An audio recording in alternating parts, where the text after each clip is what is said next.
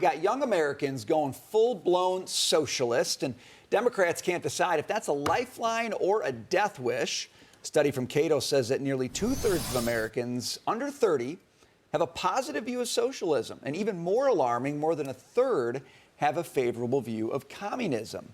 But are young voters turning financial frustrations into radical politics? I think this is a theme you've hit before, Dagan, how people are feeling or causing them to run to things that they think might be answers. Right. I think don't follow the crowd, and whatever your gut tells you to feel in the moment, think about the opposite, because I just see this wave of, even toward AI, this pushback. Why? If you ask any young person why are you against it, or even data centers, they can't really give you a good straight answer about it. I want to go back to the financial literacy thing quickly.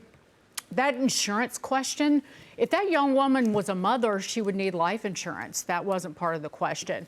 And I would there's a difference between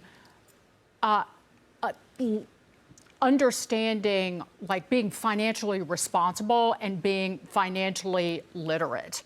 Because our world of investment products, like even trying to max your employer match in your 401k plan to calculate how much you have to put into your 401k to get the max match, is so difficult.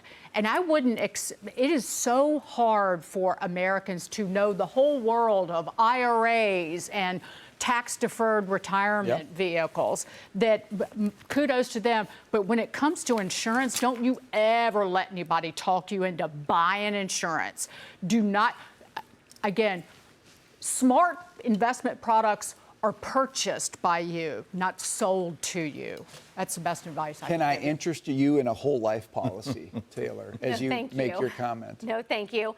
A couple things, and I'll be quick. You asked Jackie, does it depend on if you're risk averse or risk tolerant? And I think you're getting at the root of the problem that a lot of people don't even know if they are.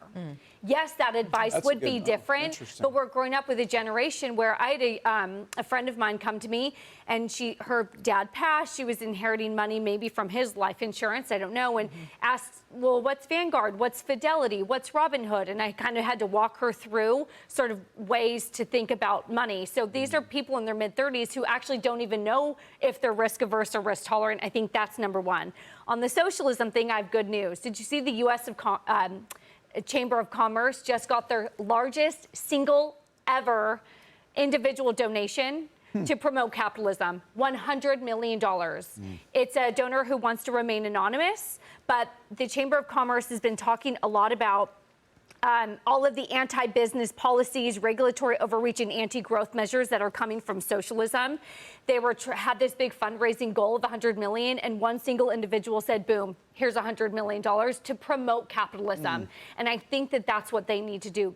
Like life insurance, they kind of got to sell it a little bit, because it's so easy for this young generation to run to socialism. Yeah. So you got to promote it. Ideas don't come with a commission, though, and hidden commissions, which insurance does. But go ahead.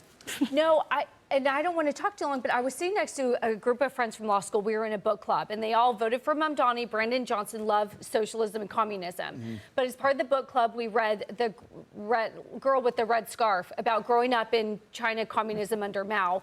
And then they all said, oh, well, I always thought I wanted to live in a communist country until I read this book. So there's sort of that disconnect where the policies and the politicians sound really good until you really understand.